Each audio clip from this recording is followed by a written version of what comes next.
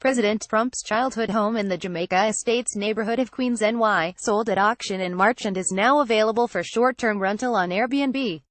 Mary Altaffer, since spending his earliest years in a 5-bedroom Tudor-style home in Queens, NY, President Trump now occupies far fancier digs.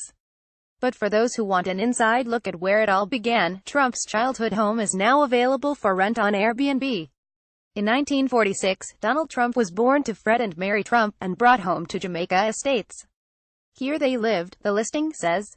Starting at $725 a night, the listing is clearly aimed at those seeking authenticity over modernity, with the promise of a 1940s-era kitchen.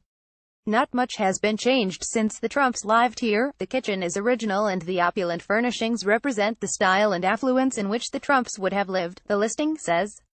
Trump's father, Fred, also a real estate developer, built the home in the wealthy enclave of Jamaica Estates in 1940, reports The New York Times.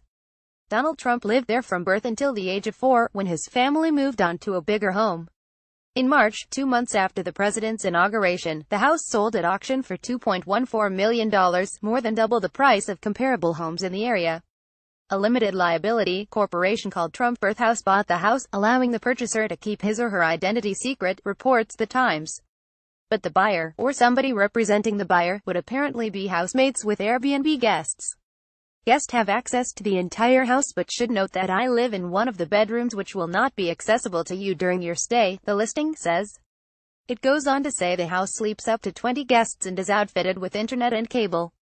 And in case prospective renters need an added incentive, the listing promises, there is a giant cutout of Donald in the living room. He is a great companion for watching Fox News late into the night. At last check, the house had a smattering of bookings but was completely available from September 26 onward.